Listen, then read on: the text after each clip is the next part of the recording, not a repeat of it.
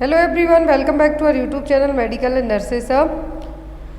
तो आज की क्लास में हम क्वेश्चन नंबर 101 से 200 तक है जो क्वेश्चन पढ़ने वाले हैं। तो जो भी लोग क्लास में नए हैं प्लीज़ क्लास को ज्वाइन कर लें, जो लोग चैनल पर नए हैं चैनल को सब्सक्राइब कर लें, जिससे आपका कोई भी नोटिफिकेशन है जो मिस्ड आउट ना हो पाए। फर्स्ट ऑफ ऑल आपकी यूपी सीएचओ की एग्ज़ाम डेट आ गई है। आपका सितंबर फर्स्ट वीक में एग्ज़ाम है। जिनका भी अलग अलग जगह के लिए सीएचओ एग्ज़ाम है, साथ ही साथ एमएलएचपी का एग्ज़ाम भी है। सितंबर फर्स्ट वीक आंध्र प्रदेश में एग्ज़ाम है। तो यहाँ पर हमने ऑफिशियल पेपर सॉल्व किया था। तो ऑल इंडिया स्टेट में सभी जगह 100 एमसीक्यू आते हैं, लेकिन कुछ स्टेट को छोड़कर, जैसे महाराष्ट्र में 50 एमसीक्यूज आते हैं आपको सीएचओ एग्ज़ाम के लिए। यदि आप झारखंड और रिम्स का पेपर देते हैं तो वहाँ पर 200 एमसीक्यू आएंगे आपके लिए। एमपी, यूपी, राजस्थान, बिहार का देंगे तो आपको 100 एमसीक्यूज आएंगे।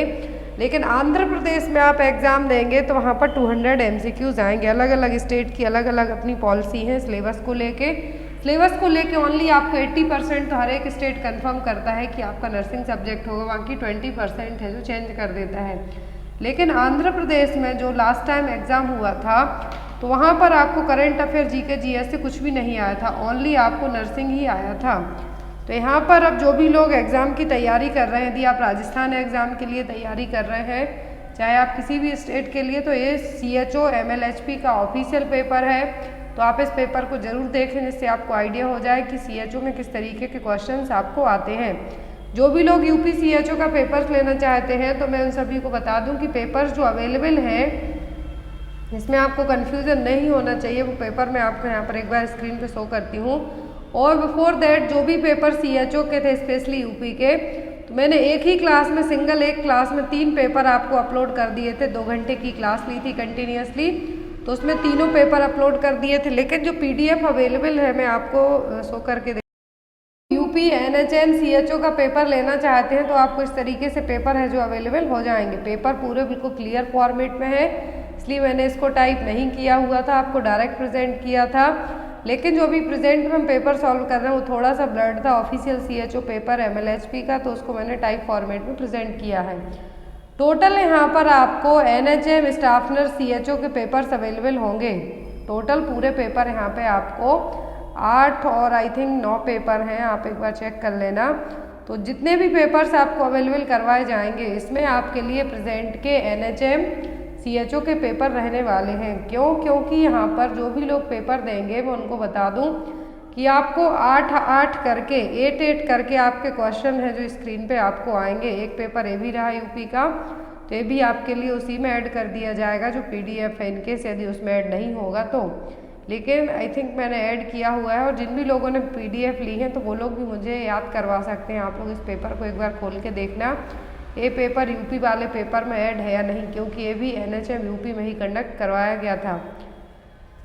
तो जो भी लोग पेपर्स लेना चाहते हैं आप डायरेक्ट मेरे व्हाट्सएप नंबर पर कांटेक्ट करके पेपर्स को ले सकते हैं। प्राइस मैंने ओनली 100 रुपीज़ रखी हुई है। सीरीज़ भी अवेलेबल है सीएचओ के लिए, तो आप वो सीरीज़ भी ले सकते हैं, उसकी प्राइस भी मैंने ओनली 100 रखी हुई है एज यू विश। और जो भी लोग नॉर्सेट एग्ज़ाम के पेपर लेना चाहते हैं तो वो पेपर्स भी आपको ये देखिए इस तरीके से इस फॉर्मेट में प्रेजेंट किए जाएंगे।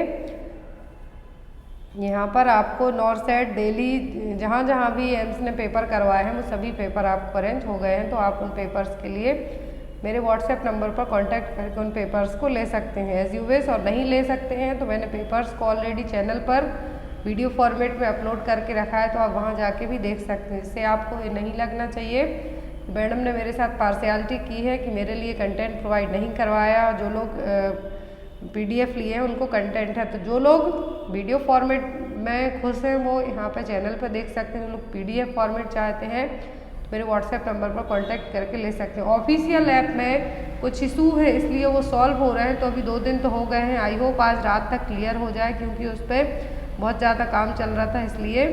So let's see. चलिए आज की क्वेश्चन आपके लिए दिया था, विच of the following is an indicator of magnesium sulphate toxicity. तो मैग्नीशियम सल्फेट टॉक्सिसिटी होती है यदि, तो कौन सा साइन यहाँ पे देखने को मिलेगा। ऑप्शन में था increase urination, blood vision, respiratory depression या फिर लोअर एब्डोमिनल पेन। तो तो यहाँ पर MgSO4 की यदि टॉक्सिसिटी होती है, क्या है, यदि MgSO4 ओवरडोज होता है तो यहाँ पर एक तो रेयरली होता है और इनकेस यदि ये होता है तो सबसे पहले क्या काम करेगा, ये करेगा रेस्पिरेटरी डिप्रेशन। एक जो मेन क्लासिकल साइन है इसका मैग्नीशियम सल्फेट टॉक्सिसिटी का, वो होता है रेस्पिरेटरी डिप्रेशन। और MgSO4 क्यों दिया जाता है, किसको ट्रीट करने के लिए दिया जाता है, ओवरडोज होता है या फिर मैग्नीशियम की टॉक्सिसिटी होती है तो क्या है जो एज एन एंटीडोट दिया जाता है। तो यदि MgSO4 ओवरडोज होता है तो कैल्शियम ग्लूकानेट, नाम याद रखना है आपको, MgSO4 यदि ओवरडोज होता है तो MgSO4 की टॉक्सिसिटी के लिए जो दिया जाएगा एज एन एंटीडोट के तौर पर वो क्या होगा, कैल्शियम ग्लूकानेट। तो यहाँ पर आपको मैग्नीशियम सल्फेट का यूज़ किया जाता है एक्लेम्सिया में, pregnancy induced hypertension eclampsia pre eclampsia, उसको ट्रीट करने के लिए ड्रग ऑफ चॉइस क्या है, मैग्नीशियम सल्फेट। इनकेस यदि मैग्नीशियम सल्फेट ही ओवरडोज हो जाता है तो रेस्पिरेटरी डिप्रेशन जो क्लासिकल साइन है देखने को मिलेगा टॉक्सिसिटी के कारण। और यदि जब ओवरडोज हुआ है तो उसको हमें रिट्रीट भी करना होगा, तो हम कैसे करेंगे, कैल्शियम ग्लूकोनेट से। नेक्स्ट वन है यहाँ पर सेप्सिस मीन्स, तो सेप्सिस का मतलब क्या है, free from micro organism, absence of infection, presence of pathogenic organism, destroying all pathogens present in an infected persons body. तो सेप्सिस का मतलब यहाँ पर क्या है, सेप्सिस और सेप्सिस दो टेक्निक हमने पढ़ी है। तो सेप्सिस का मतलब है प्रेजेंस ऑफ पैथोजेनिक ऑर्गेनिज्म, क्या है, जो पैथोजेनिक ऑर्गेनिज्म है वो क्या है, प्रेजेंट है। यदि ये क्या है, फ्री है, free from pathogenic micro organism, pathogenic organism, that means क्या होगा, असेप्सिस, लेकिन यहाँ पर प्रेजेंस है तो सेप्सिस। नेक्स्ट वन है यहाँ पर a 3-year-old child with nephrotic syndrome is treated with corticosteroid therapy. The nurse evaluates that treatment has been successful when the child has decreased. तो नेफ्रोटिक सिंड्रोम एक बच्चे को है, 3 साल का बच्चा है, तो नेफ्रोटिक सिंड्रोम को ट्रीट करने के लिए कॉर्टिकोस्टेरॉइड्स है जो दिए जा रहे हैं। तो कौन सा साइन बताएगा कि जो कॉर्टिकोस्टेरॉइड्स दिए जा रहे हैं बच्चे के लिए नेफ्रोटिक सिंड्रोम को ट्रीट करने के लिए, तो यहाँ पर कौन सा सिम्टम्स है, साइन है जो बताएगा कि बच्चा ठीक हो रहा है, रिकवर हो रहा है नेफ्रोटिक सिंड्रोम से। ऑप्शन में पॉलीयूरिया, प्रोटीनूरिया, हेमेटूरिया या फिर ग्लाइकोसूरिया। तो यहाँ पर जो नेफ्रोटिक सिंड्रोम है बच्चे में यदि, तो कौन सा साइन यहाँ पे देखने को मिलेगा कि बच्चा ठीक हो रहा है, तो वह प्रोटीनूरिया। नेफ्रोटिक सिंड्रोम के जो क्लासिकल साइन है, क्या है क्लासिकल साइन होते हैं, एक होता है प्रोटीनूरिया, हाइपोएल्बुमिनिया, हाइपरलिपिडीमिया एंड एडिमा, क्या है, क्लासिकल साइन है। लेकिन यहाँ पर कहा है कि पता कैसे चलेगा कि कॉर्टिकोस्टेरॉइड्स के कारण बच्चा ठीक हो रहा है, तो वो साइन यहाँ पे होगा कौन सा, प्रोटीनूरिया, क्या होगा, प्रोटीनूरिया। नेक्स्ट वन है यहाँ पर the test used to find out the syphilis. तो सिफिलिस के लिए कौन सा टेस्ट किया जाता है डायग्नोस करने के लिए, विडाल टेस्ट, सिक टेस्ट, VDRL टेस्ट या फिर एलिजा टेस्ट। तो यहाँ पर VDRL टेस्ट है जो किया जाता है सिफिलिस को डायग्नोस करने के लिए, सिक टेस्ट किया जाता है डिप्थीरिया को डायग्नोस करने के लिए, विडाल टेस्ट किया जाता है टाइफाइड को डायग्नोस करने के लिए, एलिजा टेस्ट है जो जनरली जो भी HIV के पेशेंट हो या फिर कुछ वायरल इन्फेक्शन है तो उसको डायग्नोस करने में एलिजा टेक्निक यूज़ की जाती है। लेकिन सिफिलिस के लिए क्या है, VDRL। सिक टेस्ट पूछा तो डिप्थीरिया, विडाल टेस्ट पूछा तो typhoid. Next one physiological jaundice appears. तो यहाँ पर हमने जॉइंटिस पढ़े हैं बच्चों में, स्पेशली फिजियोलॉजिकल एंड जो पैथोलॉजिकल जॉइंटिस है। तो जो फिजियोलॉजिकल जॉइंटिस है बच्चे में कब देखने को मिलेगा, after 7 days of birth, on the 6th day, on 2nd and 3rd day या फिर विदिन 24 hour ऑफ बर्थ। तो जॉइंटिस के जो 2 टाइप होते हैं, फिजियोलॉजिकल एंड पैथोलॉजिकल जॉइंटिस। कौन कौन से फिजियोलॉजिकल एंड पैथोलॉजिकल जॉइंटिस होंगे, तो यहाँ पर जो फिजियोलॉजिकल जॉइंटिस है कब देखने को मिलेगा, तो फिजियोलॉजिकल जॉइंटिस देखने को मिलेगा कब, on 2nd and 3rd day। कब देखने को मिलेगा, 2nd and 3rd day में फिजियोलॉजिकल जॉइंटिस है जो देखने को मिलेगा।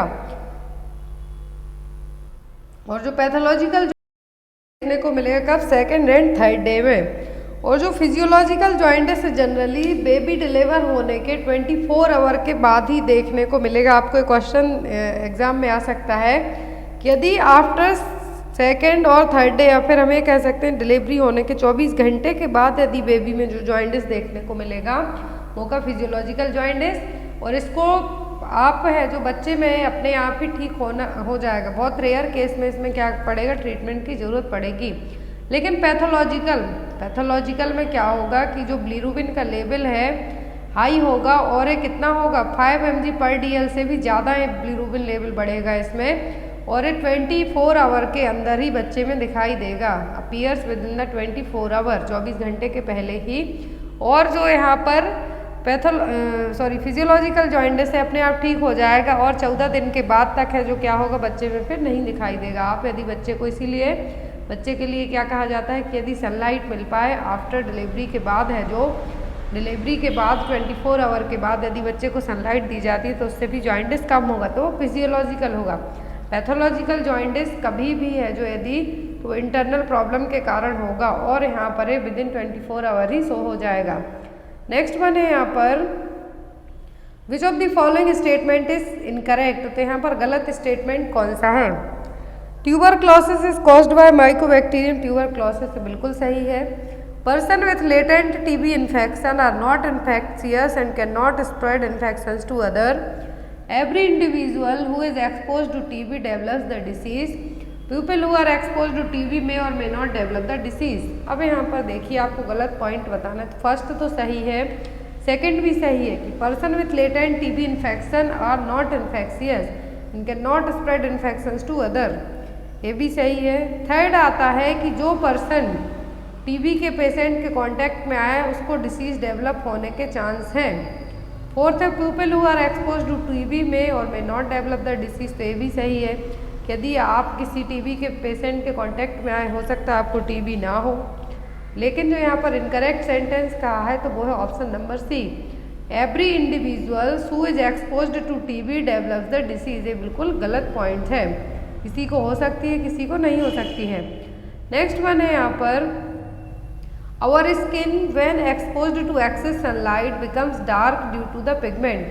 तो जब हम धूप में जाते हैं तो कहते हैं धूप में जाते हैं तो काले पड़ जाते हैं, तो कौन सा है यहाँ पर पिगमेंट है जिसके कारण हम काले पड़ जाते हैं धूप में जाने से, ज़ैंथोफाइल, फ्लेवेंथिन, कैरोटीन या फिर मेलानिन।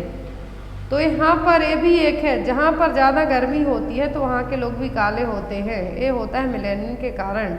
इसके कारण मेलानिन के कारण। यदि आप साउथ इंडिया में चेन्नई साइड के लोग देखेंगे तो आपको डार्क कलर मिलेंगे, इसमें डार्क रहेंगे, लेकिन यदि आप नॉर्थ ईस्ट साइड देखेंगे तो यहाँ पे कैसे होंगे, क्योंकि इनमें क्या है मेलानिन कम है और यहाँ पर उतनी ज़्यादा गर्मी भी नहीं होती है।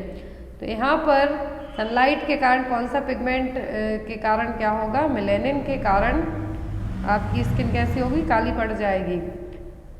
नेक्स्ट वन है यहाँ पर हु defines adolescent age individual in the age group of, तो WHO के अकॉर्डिंग एडोलेसेंट की एज ग्रुप क्या है, तो वो है 10 to 19 ईयर्स, कितनी 10 से 19 साल तक। Next one sine and symptom of cervical cancer includes the following except, तो सर्वाइकल कैंसर के सभी साइन सिम्टम है किसी एक को छोड़कर। Post menopausal bleeding, upper abdominal pen, pen during the intercourse या फिर vaginal bleeding in between the periods.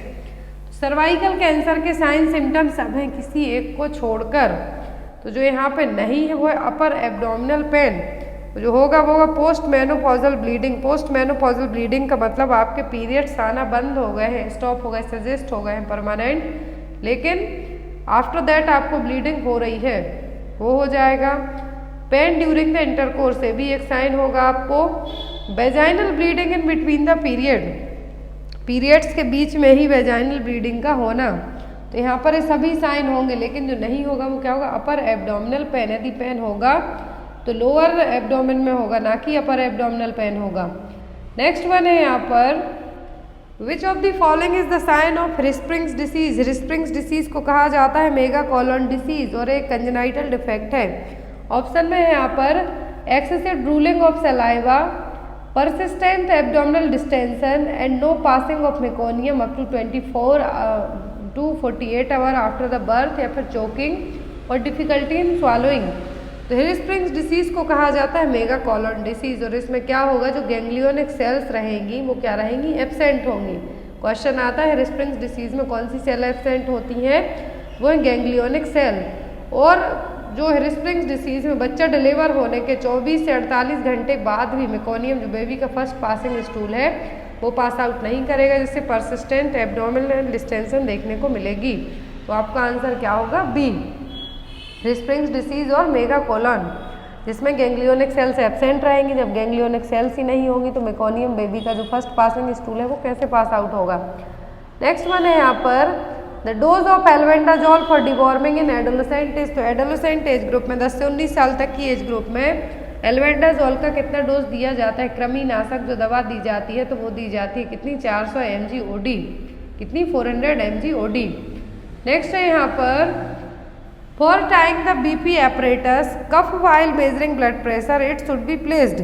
तो ब्लड प्रेशर जब आप चेक करते हैं तो एपरेटस का जो कफ है वो BP मेजर करने के टाइम पर कहाँ पे रखेंगे आप? 1 centimetre above the elbow, 2 centimetre above the elbow, 3 centimetre above the elbow with tubing placed medially, या फिर 3 centimetre above the elbow with tubing placed at posteriorly. तो एपरेटस कफ कहाँ रखेंगे BP का? आप BP चेक कर रहे हैं तो यहाँ पर आप रखेंगे 3 centimetre above the elbow with tubing placed the medially. Question exam में आता है आपके, चाहे आप कोई सा भी एग्जाम दे रहे हो। नेक्स्ट वन है यहाँ पर TIA स्टैंड फॉर। तो TIA का मतलब होता है ट्रांजिएंट इस्चेमिक अटैक। क्या है? Transient ischemic attack. और ये है क्या? को मिनी स्ट्रोक भी कहा जाता है, जिसके कारण ब्रेन में क्या होगा? टेम्पररी ब्लड की सप्लाई डिस्टर्ब होगी, रुकेगी, तो इंटरप्ट होगी, तो ये क्या कहलाएगा? TIA और मिनी स्ट्रोक। तो यहाँ पर फुल फॉर्म क्या है? Transient ischemic attack. Next one है यहाँ पर tuberculin test is also known as. तो ट्यूबरक्लिन टेस्ट TB को डायग्नोस करने के लिए किया जाता है। इसका दूसरा नाम है माउंटेक्स टेस्ट। कौन सा, क्या नाम है? माउंटेक्स टेस्ट। नेक्स्ट है यहाँ पर ट्यूबरक्लिन टेस्ट के लिए कौन सा रूट यूज़ किया जाता है PPT इंसर्ट करने के लिए? तो इंटरडर्मल के बाद यहाँ पर PPT इंसर्ट करने के बाद कितने टाइम तक है जो हमें रीडिंग के लिए वेट करना होता है? तो वो होता है 72 आवर तक। कितना? 72 आवर तक। नेक्स्ट वन है यहाँ पर व्हाट इज़ द हाइपरलिपिडेमिया। तो हाइपरलिपिडेमिया का मतलब क्या है? हाइपर का मतलब ज़्यादा, लिपिडेमिया का लिपिड का मतलब है लिपिड। अब लिपिड में यहाँ पे क्या क्या आ जाएगा आपका? तो ऑप्शन में है high level of fat, cholesterol and triglycerides, low level of fat and cholesterol, high level of fat या फिर हाई लेवल ऑफ ट्राइग्लिसराइड्स। तो आपकी बॉडी के लिए फैट, कोलेस्ट्रॉल, ट्राइग्लिसराइड्स यदि इन तीनों का लेवल बढ़ जाता है तो क्या होगा? ये कहलाएगा हाइपरलिपिडेमिया। और ये सबसे ज़्यादा कॉमन कॉज किसके लिए होगा? हार्ट प्रॉब्लम के लिए। जब आपकी जो आर्टरीज हैं वहाँ पर डिपोजिशन हो जाएगा फैट का, कोलेस्ट्रॉल का, ट्राइग्लिसराइड्स का, तो ब्लड सप्लाई में इंटरप्शन होगा और हार्ट प्रॉब्लम कॉज करने का मेन रीज़न यही है nowadays. Next one best method of variability is. तो वेरिएबिलिटी निकालने के लिए बेस्ट मेथड कौन सी है? रेंज, मीन, स्टैंडर्ड डेविएशन या फिर मीडियन। तो बेस्ट मेथड है वेरिएबिलिटी निकालने के लिए तो वो standard deviation. Next one exclusive breast feeding is advocate up to. तो exclusive breast feeding that means only breast milk, उसके अलावा कुछ भी नहीं। तो ये कब तक करवाना है? तो 6 मंथ की एज तक। कब तक? At least 6 month of age. After that आप वीनिंग स्टार्ट करेंगे तो ये भी आता है वीनिंग कब स्टार्ट करना है? 6 मंथ की एज के बाद। ब्रेस्ट फीडिंग कराना है 6 मंथ तक। एक्सक्लूसिव ब्रेस्ट फीडिंग का मतलब है only breast milk. Next one is in which unit is cervical effacement assist. तो सर्वाइकल एफासमेंट असिस्ट किया जाता है, जैसे डायलेटेशन असिस्ट किया जाता है सेंटीमीटर में, वैसे एफासमेंट को किस यूनिट में असिस्ट करेंगे हम? परसेंटेज में, मिलीमीटर में, इंच में या फिर सेंटीमीटर में? तो यदि सर्वाइकल डायलेटेशन कहें तो आपको कहना है सेंटीमीटर में। 10 सेंटीमीटर जो मैक्सिमम डायलेटेशन है वो हो जाएगा। एफासमेंट पूछे तो किसमें? परसेंटेज में। किसमें? परसेंटेज में। Next one what is the full form of MCTS। तो MCTS का मतलब होता है mother and child tracking system. क्या है? Mother and child tracking system. Next one है यहाँ पर when was the MTP act enacted by the Indian parliament. MTP act है जो पार्लियामेंट में लाया गया था 1971 में। कब? 1971 में। आई होप आपको जिन क्वेश्चन में डायरेक्ट आंसर की ज़रूरत है वहाँ पे किसी भी तरीके के एक्सप्लेनेशन की ज़रूरत नहीं होगी। तो MTP एक्ट यदि पूछते हैं तो कब आया था? 1971 में। Next one in a crying baby when should the cord is clamped normally. तो यदि बच्चा क्राई कर रहा है तो कॉर्ड को हमें कब क्लैम्प करना है? Delivery of placenta, once the cord pulsation stops 10 minutes of delivery या फिर इमीडिएटली आफ्टर द डिलीवरी। दो तरीके की कॉर्ड क्लैंपिंग होती है अर्ली, दूसरी होती है डिले। दोनों अलग अलग केस में की जाती है। अर्ली की जाती है यदि माँ को RH इम्यूनाइजेशन हो या फिर कोई अदर इन्फेक्शियस डिसीज हो तब। लेट की जाएगी कि यदि बच्चे को एनीमिया होने के चांसेस हो तो जो ब्लड है कॉर्ड में वो भी बच्चे को पहुंच जाएगा, तो उससे हम बच्चे को एनीमिया से बचा सकते हैं, प्रिवेंट कर सकते हैं स्पेशली। तो सेम थिंग है यहाँ पर कि जब कॉर्ड में पल्सेशन स्टॉप हो जाए तब हमें उसको क्लैम्प करना है।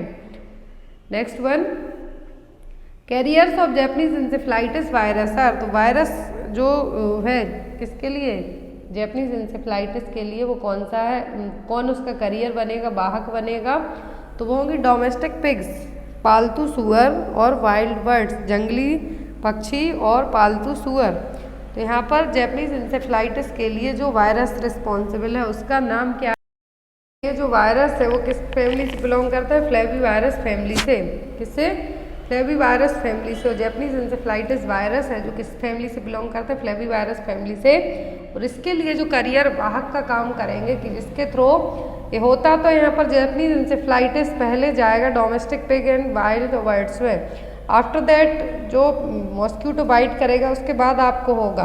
तो यहाँ पर जो करियर का काम करेगा बीच में वो कौन होगा, वो होंगे domestic pigs, wild birds. Next one है यहाँ पर the nutrient supplement that help to reduce the chance of neural tube defect in a fetus. तो फीटस में NTD को प्रिवेंट करने के लिए क्या दिया जाता है, folic acid.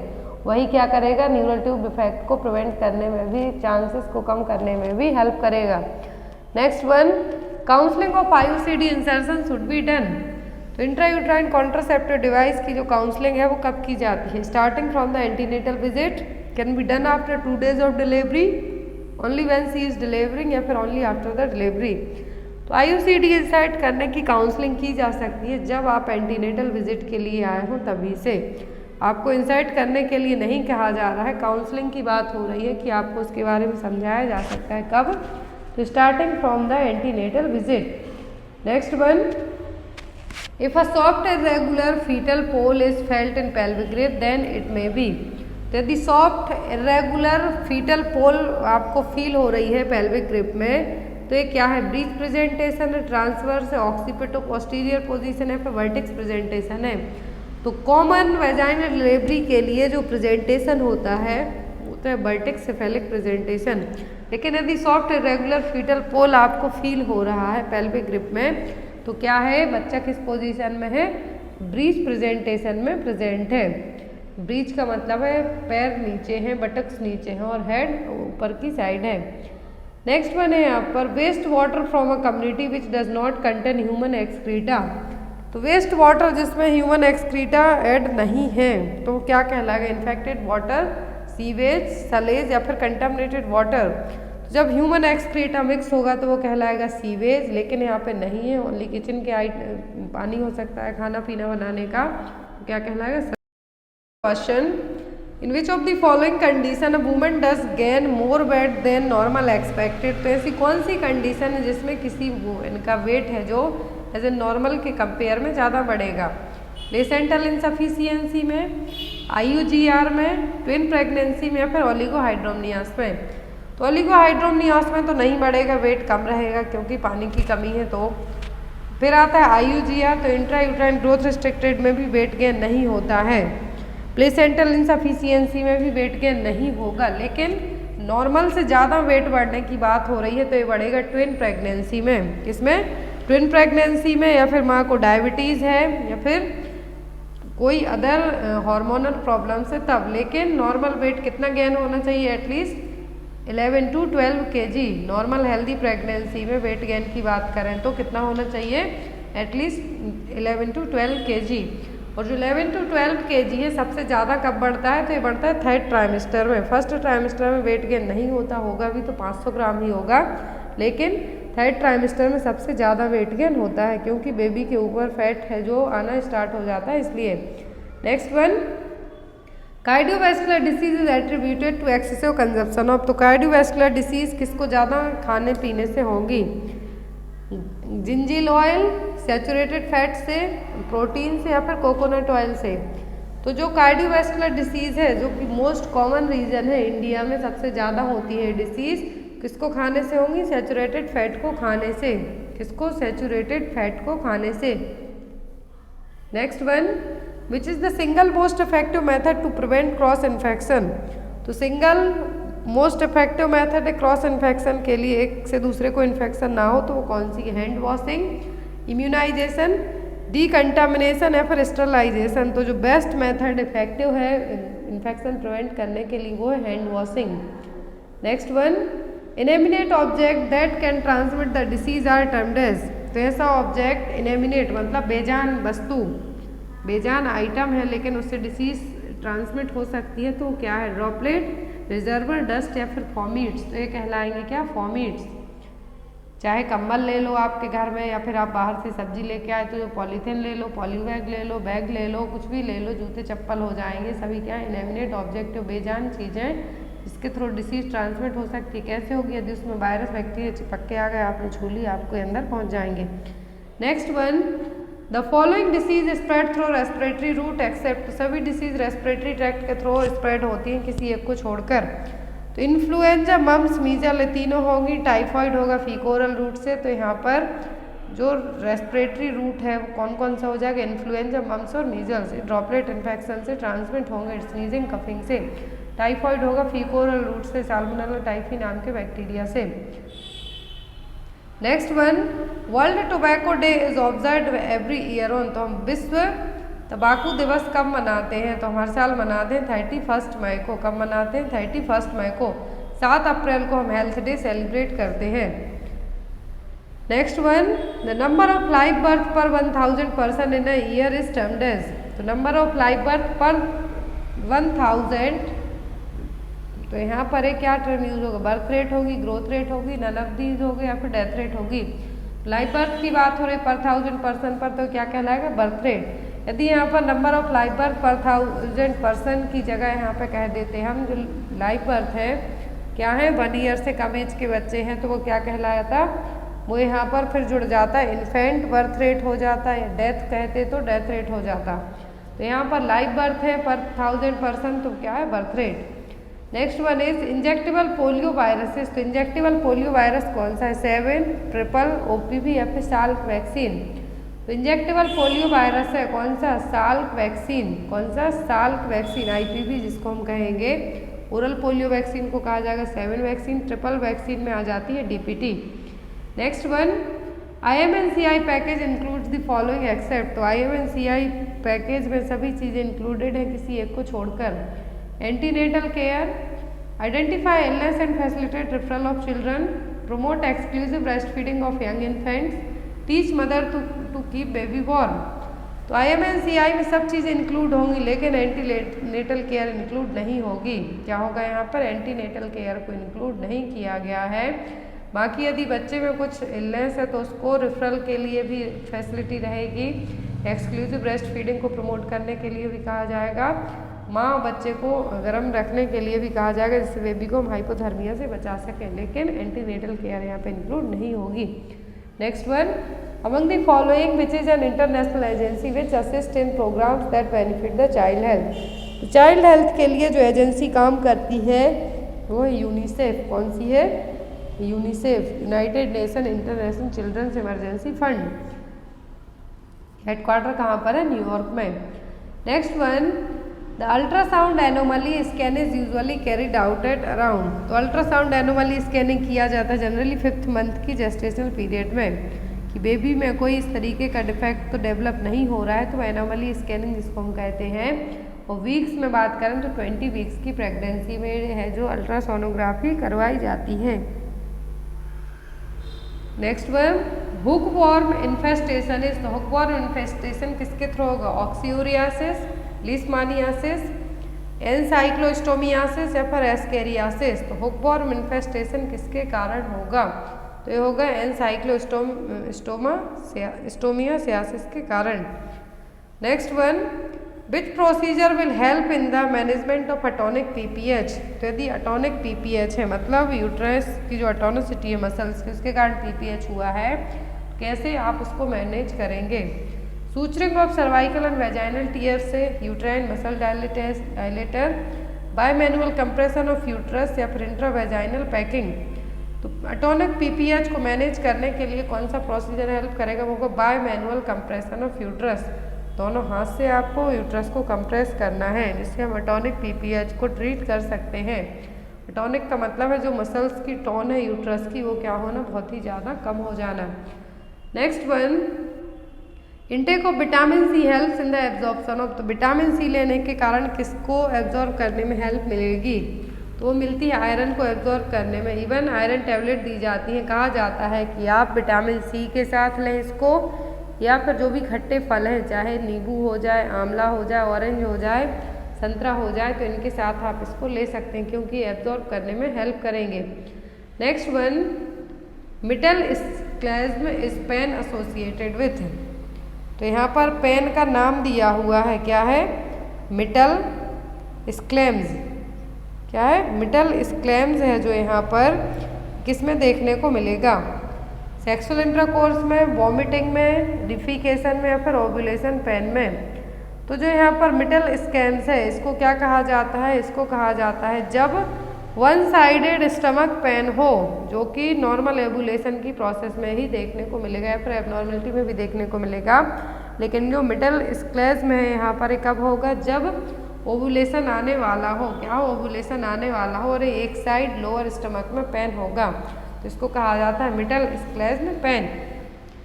Next one is gestational diabetes occurs in. तो जेस्टेशन का मतलब होता है प्रेगनेंसी, तो एक इसमें देखने को मिलेगी प्रेग्नेंट वुमेन में, और आफ्टर डिलीवरी ये अपने आप ही डिसअपियर हो जाती है। Next one, average amount of blood loss during normal delivery. तो नॉर्मल डिलीवरी में कितना ब्लड लॉस होता है, 700 ml, 300 ml, 500 ml या फिर 100 ml।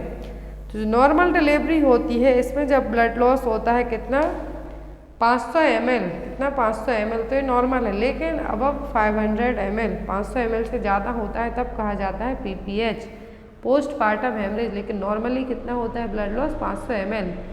Next one, normal respiratory rate for pregnant women. तो प्रेग्नेंट वुमेन की रेस्पिरेटरी रेट कितनी होती है, तो ये होती है 18 से 20 breath per minute, 18 to 20 breaths per minute.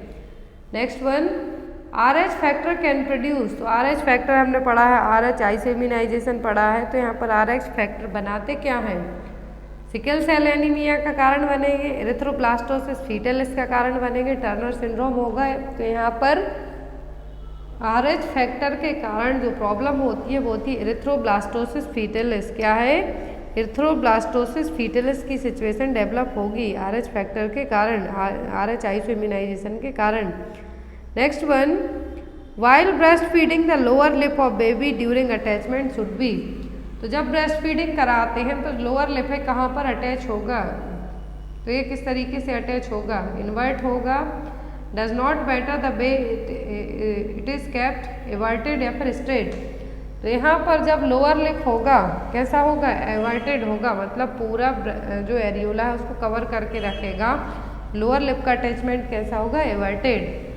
Next one है यहाँ पर occupational disease caused by coal dust. तो कोल डस्ट में काम करने के कारण कौन सी डिसीज होगी, तो होगी एंथ्राकोसिस। क्या होगी, anthracosis. Next one, antibiotics are the drug used to treat. तो एंटीबायोटिक्स ड्रग्स किसको ट्रीट करने में यूज़ की जाती हैं, तो ये यूज़ की जाती हैं बैक्टीरियल इन्फेक्शन को ट्रीट करने के लिए। Next one, all of the following are parameter to assess progress of liver except. तो प्रोग्रेस लिवर की कैसी आ रही है, वो सभी पैरामीटर यूज़ किए जाएंगे किसी एक को छोड़कर। ऑप्शन में है descent of the fetus, fetal heart rate, uterine contraction या फिर सर्वाइकल डायलेटेशन। तो प्रोग्रेस की लेबर के लिए फीटल का जो हेड है कितना डिसेंट हो गया है, फीटल जो यूट्राइन कॉन्ट्रैक्शन आ रहा है, सर्विक्स कितनी डायलेट हो गई वो हम देखेंगे। लेकिन जो पॉइंट्स यहाँ पर नहीं होगा वो है फीटल हार्ट रेट। क्या होगा, fetal heart rate.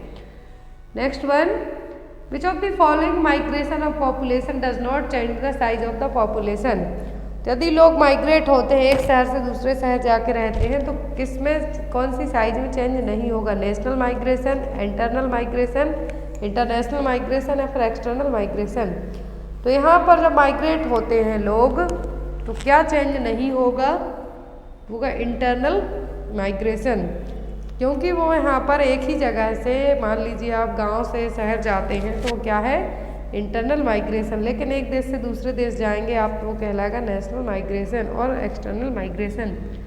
Next one, we inherit from each of our parents, तो हम हर एक पेरेंट से, अपने माँ से और पापा से कितने जीन्स लेते हैं या फिर क्रोमोसोम लेंगे, 46 जीन्स, 23 क्रोमोसोम्स, 23 जीन्स या फिर 46 क्रोमोसोम। तो टोटल पेयर में कहें तो 23 पेयर्स में लेते हैं, लेकिन ईच पेरेंट से कहा है तो ईच पेरेंट से 23 क्रोमोसोम्स लेंगे, कितना 23 क्रोमोसोम्स मेल के, 23 फीमेल के। Next one is which of the following is a sign of imminent delivery, तो इमिनेंट डिलीवरी का साइन कौन सा है, membrane rupture, cervical effacement, anal pouting या फिर सर्वाइकल डायलिटेशन। तो यहाँ पर जो इमिनेंट डिलीवरी है, क्या है इमिनेंट डिलीवरी है, इसमें क्या होगा, baby head is visible at the vaginal opening during a contraction. तो यहाँ पर विजिबल हेड दिखाई देगा बेबी का कॉन्ट्रैक्शन के टाइम पर, क्या होगा कॉन्ट्रैक्शन के टाइम पर विजिबल हेड दिखाई देगा। तो यहाँ पर कौन सा साइन होगा, तो होगा एनल पाउटिंग देखने को आपके लिए मिलेगी, क्या होगा anal pouting. Next is the best indicator of infant nutrition, तो इन्फेंसी में न्यूट्रिशन का सही पता कैसे चलेगा, हाइट से, वाइटल साइन से, वेट से या फिर वाइटल स्टैटिक्स से। तो इन्फेंसी में बेस्ट इंडिकेटर होगा न्यूट्रिशन के लिए वेट, बच्चे का वेट है जो बढ़ रहा है या नहीं। Next one, using live virus vaccine is contraindicated for children receiving corticosteroids, anti neoplastic और रेडिएशन थेरेपी बिकॉज दे में। तो यदि किसी बच्चे को लाइव वायरस वैक्सीन दी जानी है तो बच्चा पहले से कॉर्टिकोस्टेरॉइड्स ले रहा है, एंटी न्यूप्लास्टिक ड्रग्स ले रहा है, रेडिएशन थेरेपी ले रहा है, तो यहाँ पर क्या करेंगे आप, be susceptible to infection as a result of depressed immunity, have had the disease और have been immunized previously, have an allergy to serum which may have been used as the basis for this vaccine, be unlikely to need the protection during their shortened of the lifespan। तो यहाँ पर जो live virus vaccine है contraindicate होती हैं जिन बच्चों को corticosteroid, anti neoplastic, radiation therapy दी जाती है, क्योंकि उन बच्चों की इम्यूनिटी क्या हो जाती है, वीक हो जाती है। जब भी आप कॉर्टिकोस्टेरॉइड्स एजेंट देंगे तो बच्चों की इम्यूनिटी क्या हो जाती है, कमज़ोर हो जाती है। इन्फेक्शन, जब इन्फेक्शन होगा तो आपकी बॉडी कमज़ोर होगी तभी एंटर हो पाएगा। इसीलिए यहाँ पर क्वेश्चन है कि क्या रीज़न होगा यदि जो वैक्सीन हमने दी है बच्चे में, यहाँ पर कौन सी लाइव वायरस वैक्सीन हम नहीं देंगे और किसके कारण, तो वो है हमारी इम्यूनिटी डिप्रेस होने के कारण। Next one is tuberculosis of spine also called, तो यदि टीबी स्पाइन में हो जाती है तो उसको हम क्या कहेंगे, osteomalacia, Charcot disease, pots disease या फिर अर्विंग्स डिसीज। तो यहाँ पर जब टीबी कहाँ पर हो जाए, तो जब टीबी हो जाती है कहाँ पे, स्पाइन में, कहाँ होगी, स्पाइन में, रीढ़ की हड्डी में, तो उसको हम कहेंगे पॉट्स डिसीज, क्या कहेंगे, pots disease. Next one, which of the following hormone cause nausea and vomiting in the first trimester, first trimester of pregnancy में HCG हार्मोन है जो नोजिया वॉमिटिंग कॉज करवाएगा। आफ्टर दैट फर्स्ट ट्राइमेस्टर के बाद धीरे धीरे अपने आप ही ठीक हो जाएगा। नेक्स्ट वन है यहाँ पर most common site of administer BCG vaccine, तो BCG वैक्सीन के लिए मोस्ट कॉमन साइट कौन सी है, right deltoid, right thigh, left deltoid या फिर लेफ्ट थाई। तो जो BCG वैक्सीन के लिए राइट साइड है वो क्या है, लेफ्ट डेल्टॉइड में, क्या है, लेफ्ट डेल्टॉइड। BCG दी जाएगी इंट्राडर्मल, लेकिन दी कैसे जाएगी, लेफ्ट डेल्टॉइड एरिया में। Next one is strawberry vaginitis is seen infection with, तो स्ट्रॉबेरी वेजाइनाइटिस इन्फेक्शन है इसमें देखने को मिलेगा हीमोप्लस वेजाइनालिस में, कैंडिडा एल्बिकेंस में, ट्राइकोमा वेजाइनालिस या फिर गोनोकोकस। तो स्ट्रॉबेरी वेजाइनाइटिस इन्फेक्शन देखने को मिलेगा किसमें, ट्राइकोमोनास वेजाइनालिस में। Next one, during abdominal examination which grip determine the back of the fetus, तो हमने 4 टाइप की ग्रिप पढ़ी थी, fundal, second pelvic grip, lateral and first pelvic grip. तो यहाँ पर हमने जो ग्रिप पढ़ी है तो इन ग्रिप में लियोपोल्ड मैन्यूवर की 4 ग्रिप है। तो यहाँ पर जिस ग्रिप में एब्डोमिनल एग्जामिनेशन के टाइम पर फीटस का जो बैक पार्ट आपको फील हो रहा है तो वो क्या है, तो वो है यहाँ पर लेटरल ग्रिप। कौन सी ग्रिप होगी, वो कहलाएगी lateral grip. Next one is incubation period of typhoid. तो टाइफाइड का जो इंक्यूबेशन पीरियड है वो कितना होता है, तो ये होता है 7 to 21 डेज तक, 7 से 21 दिनों तक का पीरियड होता है टाइफाइड के लिए incubation period. Next one, a client tells the nurse that the first day of her menstrual period was July 22, 2008. What is the estimate date of delivery? तो क्वेश्चन देखिए यहाँ पर, यदि आपका मेंस्ट्रुअल पीरियड का फर्स्ट डे रहा हो कब, जुलाई 22 को, तो यहाँ पर आप ईडीडी कैसे निकालेंगे। जो ईडीडी आपकी निकल के आएगी क्या, अप्रैल 29, 2009, मई 7, 2009, अप्रैल 22, 2009, फिर मार्च 6, 2009। अब यहाँ पर एलएमपी का first debt plus 7 debt plus आपको ऐड करना है 9 मंथ, तो आपका निकल के आ जाएगा। तो आप कैलकुलेट कीजिए कितना आपका आंसर आता है। तो यहाँ पर जो सही आंसर आएगा वो होगा आपका अप्रैल 29, 2009। कितना, अप्रैल 29, 2009। नेक्स्ट है यहाँ पर the immunity acquired by suffering from a disease. तो कौन सी इम्यूनिटी किसी डिसीज होने के बाद ही आपकी बॉडी में होगी, acquired, natural immunity, active immunity या फिर पैसिव इम्यूनिटी। तो जो इम्यूनिटी किसी डिसीज के सफ़र होने के बाद होगी वो कहलाएगी एक्वायर्ड नेचुरल इम्यूनिटी। हमें किसी इन्फेक्शन डिसीज के कारण होगी, बाद में डेवलप, वो कहलाएगी acquired natural immunity. Next one है यहाँ पर what is the use of BBM vaccine vial monitor. तो बीबीएम हमने कई बार पढ़ा है, एग्जाम में क्वेश्चन आता है, बीबीएम का फुल फॉर्म आता है। बीबीएम का यूज़ हम क्यों करते हैं, to check the dose of vaccine to be administered, to check the potency of vaccine at the time of administration, to check the temperature of vial, या फिर to check the antibodies present in the vial. तो हम यहाँ पर VVM vaccine vial monitor क्यों use करते हैं, किसके लिए करेंगे, वैक्सीन की पोटेंसी को चेक करने के लिए। किसके लिए, कि वैक्सीन की जो पोटेंसी है एडमिनिस्ट्रेशन के टाइम पर, पोटेंसी का मतलब है वैक्सीन सही एडमिनिस्टर करने लायक है या नहीं। अब बहुत सारी वैक्सीन है जो बीबीएम की पोटेंसी का क्या करेंगे, यहाँ पर उनको चेक किया जाएगा।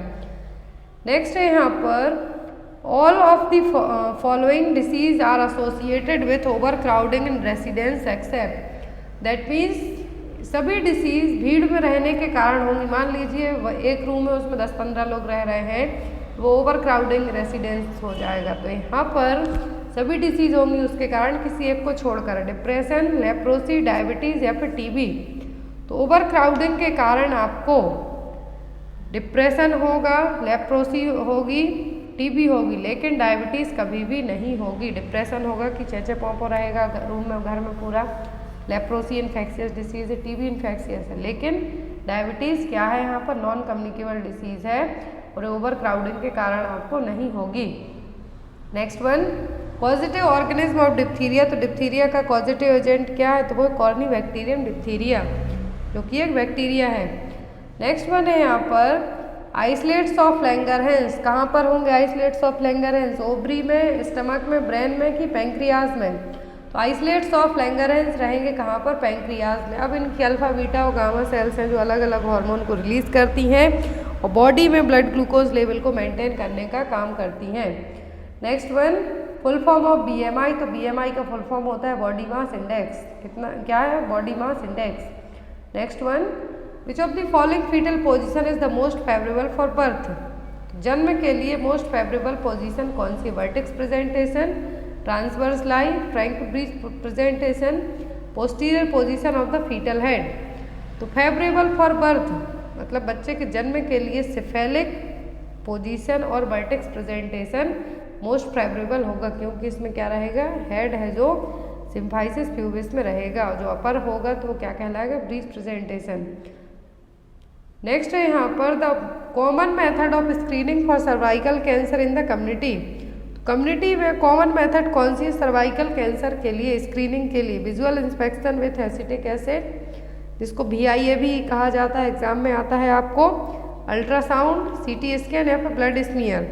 तो क्या है जो सर्वाइकल कैंसर के लिए कम्युनिटी में यूज़ किया जाएगा स्क्रीनिंग के लिए, तो वो होगा visual inspection with acetic acid और पेप स्मीयर, एरेस स्पेटुला यूज़ करके इसका सैंपल है जो लिया जाता है। Next one, the most important parameter of Apgar score is, तो अपगार स्कोर का मोस्ट इम्पॉर्टेंट पैरामीटर कौन सा है? Heart rate, respiratory rate, reflex या फिर ग्राइमेसी। क्वेश्चन एग्जाम में आता है आपको। तो यहाँ पर अपगार स्कोर का जो मोस्ट इम्पॉर्टेंट पैरामीटर है वो क्या है? Heart rate. Next one, vaccine produce, vaccine inject करने के बाद क्या प्रोड्यूस करेंगे? Passive natural immunity, acquired immunity या फिर एक्टिव नेचुरल इम्यूनिटी। तो वैक्सीन प्रोड्यूस करेगी कौन सी immunity? Acquired immunity. Next one है यहाँ पर, how many sustainable development goals are part of the 2030 agenda. तो हमने मिलेनियम डेवलपमेंट गोल पढ़े हैं, ये है यहाँ पर SDG। क्या है? SDG के जो गोल्स हैं, सस्टेनेबल डेवलपमेंट गोल। तो यहाँ पर टोटल कितने गोल हैं? क्वेश्चन आपको एग्जाम में या तो इस तरीके से आएगा कि 3rd नंबर का गोल कौन सा है, 6th नंबर का गोल कौन सा है।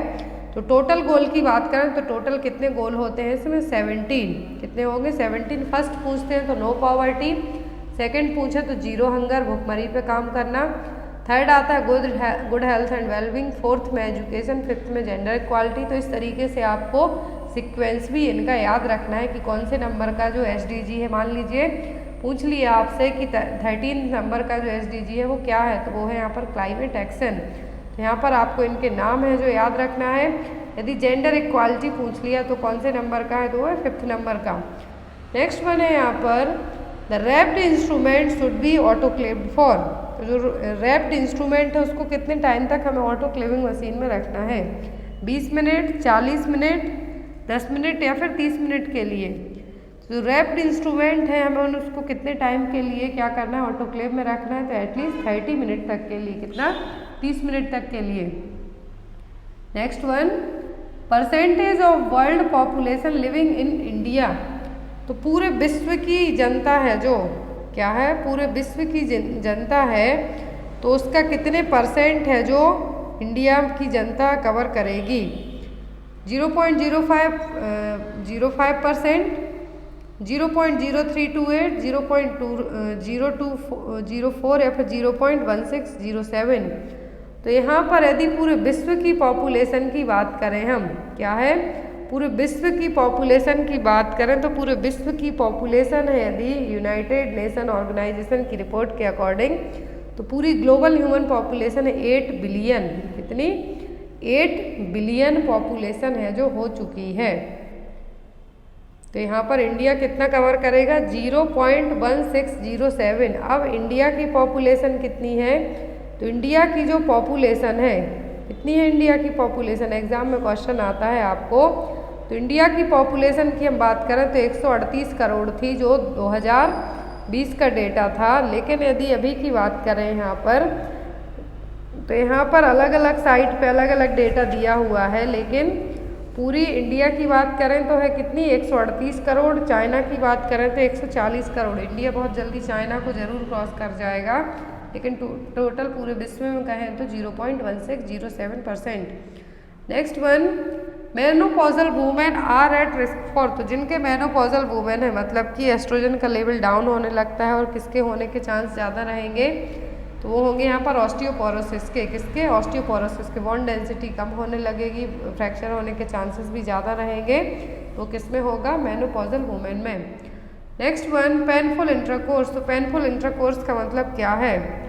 मेनोरेजिया, इसका मतलब तो हैवी ब्लीडिंग होगा। डिसमेनोरिया मतलब पेनफुल वेजाइनल ब्लीडिंग होगी पीरियड्स में। डिस्पेरेन्यूनिया, इसका मतलब painful intercourse. Pre menstrual syndrome का मतलब पीरियड्स आने के 8 से 10 दिन पहले ही आपको लेग क्रैम्प्स होंगे, एब्डोमिनल क्रैम्प्स होंगे, लोअर साइड बैक पेन होगा। तो ये सब क्या है? Pre menstrual syndrome. डिस्पेरेन्यूनिया का मतलब है यहाँ पर painful intercourse. Next one is increase in the angle between nail plate and finger. तो एंगल रहेगा जो नेल प्लेट और फिंगर के बीच में, यदि वो एंगल बढ़ने लगे तो क्या है? साइनोसिस, क्लबिंग, सिंडेक्लिटी या फिर पॉलीडेक्टिली। तो क्या टर्म यूज किया जाएगा? ब्लू देखने को मिलेगा तो साइनोसिस, लेकिन जो एंगल हो रहा है नेल प्लेट और फिंगर के बीच में, यदि वो बढ़ने लगता है तो ये कहलाएगा क्लबिंग ऑफ फिंगर्स। क्या होगा? Clubbing of fingers. Next one, normal respiratory rate in the newborn. तो न्यूबॉर्न बेबी की जो नॉर्मल रेस्पिरेटरी रेट है वो कितनी होती है? 30 to 60 breath per minute, 60 to 80 breath per minute, 20 to 40 breath per minute या फिर more than 70 breath per minute. तो नॉर्मल रेस्पिरेटरी रेट होती है न्यूबॉर्न बेबी की, वो होती है कितनी, 30 से 60 ब्रीथ पर मिनट तक, 30 to 60 breath per minute. Next one, when performing vaginal examination which of the following is not plotted on the partograph. तो पार्टोग्राफ मैंने आपको कई बार पढ़ाया है, तो पार्टोग्राफ में क्या चीज़ है जो यहाँ पर आप प्लॉट नहीं करेंगे, नहीं लिखेंगे। Fetal position, vaginal temperature and wetness, cervical dilatation, degree of माउल्डिंग।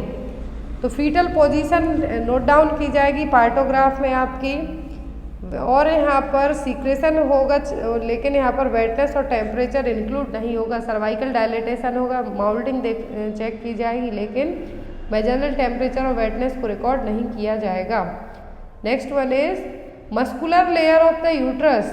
Uterus की मस्कुलर लेयर क्या है, तो वो है मायोमेट्रियम। क्या है, myometrium. Next one, the dose of vitamin K for a newborn weighing less than 100 gram is. Intramuscular route के through बच्चों में डोज दिया जाता है विटामिन के का, प्रिवेंशन ऑफ ब्लीडिंग, हेमरेज और ब्लीडिंग से प्रिवेंट करने के लिए। तो यहाँ पर यदि बच्चे का वजन 1000 ग्राम से कम है तब उसको हम कितना डोज देंगे, तब हम देंगे उसको 0.5 mg। कितना, 0.5 mg। यदि बच्चा नॉर्मल बर्थ वेट का है तो 1 mg देंगे, लेकिन यदि बच्चा लेस देन 1 किलोग्राम का हुआ है, 1000 ग्राम से भी कम है, तब हम उसको डोज कितना देंगे विटामिन के का intramuscular, 0.5 mg। Next one, which of the following is a communicable disease. तो इनमें से कम्युनिकेबल डिसीज कौन सी है। Hypertension, diabetes, kwashiorkor non communicable disease है। Kwashiorkor protein energy malnutrition वाली डिसीज है। कम्युनिकेबल डिसीज यहाँ पर ओनली डिप्थीरिया है।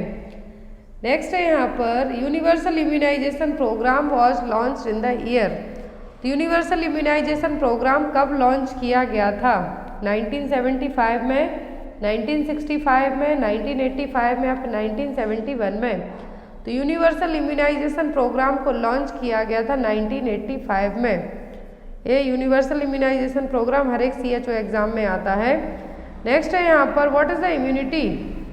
इम्यूनिटी का मतलब क्या है, रोग प्रतिरोधक क्षमता, जिसको हम कहते हैं प्रतिरोधक क्षमता, जिसको कहेंगे हम हिंदी में। तो ये क्या है, capacity of host to contain the infection. तो ये तो कहलाएगा व्यूरुलेंस, पैथोजेनिसिटी, व्यूरुलेंस। फिर capacity of host to resist the infection, capacity of the host to retain the infection, या फिर capacity of host to treat the infection. तो ये कहलाएगा आपका, इम्यूनिटी का मतलब है कि आपकी बॉडी में कितनी क्षमता है कि जो इन्फेक्शन आपको हो रहा है आप उसको कोप कर पाएंगे, तो वो होगी आपकी immunity. Next one is infancy period. Infancy means a period. तो इन्फेंसी का मतलब क्या है, from birth to 1 week, from birth to 2 week, from birth to 4 weeks या फिर फ्रॉम बर्थ टू 1 ईयर।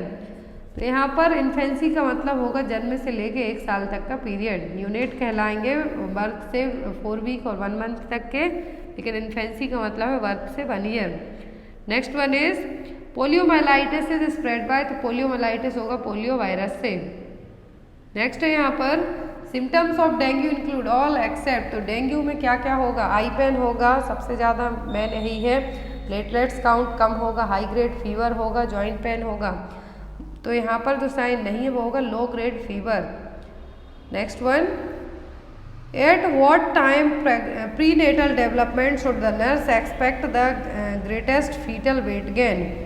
तो सबसे ज़्यादा फीटल का वेट गेन कौन से ट्राइमेस्टर में होगा, जब आप प्रीनेटल डेवलपमेंट की बात हो रही है, एंटीनेटल चेकअप करते हैं, तो एंटीनेटल पीरियड में सबसे ज़्यादा वेट गेन कौन से ट्राइमेस्टर में होता है।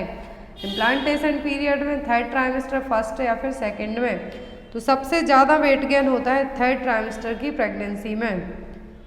नेक्स्ट है यहाँ पर accumulation of fluid in the abdominal cavity. तो एब्डोमिनल कैविटी में यदि फ्लूइड ऑक्यूमुलेट होता है तो उसको हम कहेंगे एसाइटिस। क्या कहेंगे, एसाइटिस।